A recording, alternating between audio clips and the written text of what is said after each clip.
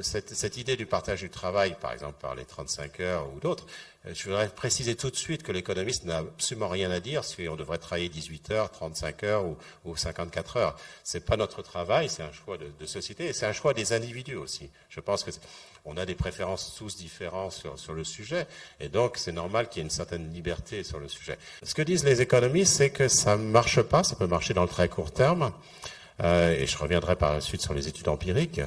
Mais parce que tout simplement, le travail n'est pas en quantité fixe. Maintenant, si aujourd'hui je travaille plus longtemps, je vais finalement apporter des biens et des services à la communauté. C'est-à-dire que si je fais la retraite, il faudra payer ma retraite. Et qui va payer ma retraite? Ce sont les actifs. Donc on va être obligé d'augmenter les cotisations sociales, qui va rendre le pays moins compétitif et qui automatiquement va diminuer l'activité. Donc d'un point de vue théorique, à partir du moment où les équipements qui vont avec le travail peuvent suivre, il n'y a pas une quantité de travail fixe. D'accord ? Alors qu'est-ce qui s'est passé en pratique? Alors il y a pas mal d'études qui sont sur les migrants. C'est-à-dire qu'il y a des études par exemple qui montrent...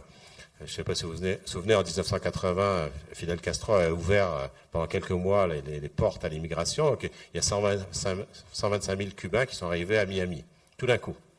En 3 mois, il y a 125 000 Cubains. Donc les économistes ont essayé d'étudier qu'est-ce qui s'est passé à ce moment-là à Miami, et en particulier dans les populations qui étaient en concurrence avec les Cubains, en particulier les Noirs, qui étaient en concurrence sur le marché du travail avec les Cubains.